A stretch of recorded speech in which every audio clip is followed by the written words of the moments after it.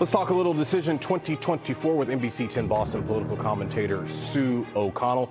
Sue, we heard Matt's story earlier today. Tim Walz in Boston for a fundraiser. Been more than a week since he was introduced to the country, added to the ticket.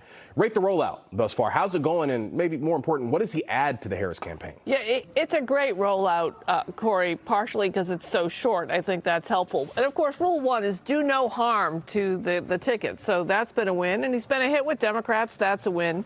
And besides appealing to swing state voters and rural voters, Walz is making some progressive policies just seem normal and not absolutely radical like the Republicans are going to try and paint it, right?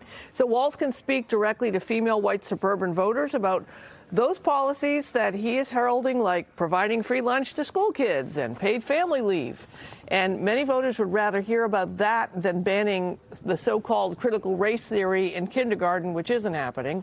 So every VP candidate has to be an attack dog, too. So can he do it without turning off voters? Well, so far, he has been effectively able to go after Trump and Vance, but in that Midwestern nice sort of manner. So he's landing punches without repelling voters.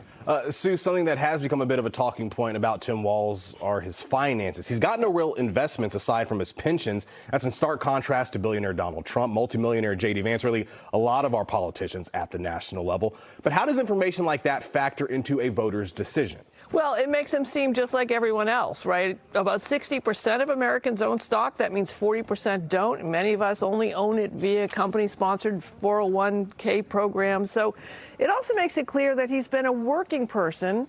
And that's not to say that really wealthy people don't work, but they're not sitting around the table wondering how their household finances will do if the car breaks down. So I think all in all, it's a positive and refreshing contrast. All right, last question, Sue. Republicans have been attacking Kamala Harris because she hasn't really done interviews or fielded questions from the media. It's an attack we're hearing from a lot of cable news pundits and reporters as well. They are right. She largely hasn't done them. Why do you think that is, though? And at what point will her campaign say, OK, we got to sit you down, have you answer some tough questions on it? Well, of course, Corey, as a journalist and a voter, I think Harris should be holding press conferences and having unscripted conversations. But if I were her campaign manager, I'd probably say avoid taking questions for as long as possible. This abbreviated Democratic race for president has given the Harris campaign an unprecedented honeymoon period just before the convention, and then they're going to definitely get a bounce after the convention.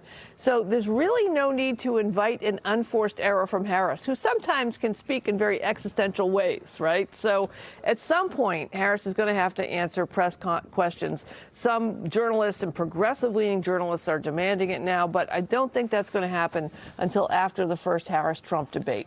I tell you, if I'm running any local news outlet in any of these swing states, I'm putting in my request right now. Absolutely. All right, Sue, thank you very much. Of course, you can catch me and Sue along with Matt Pritchard every Sunday morning on @Issue right here on NBC 10 Boston.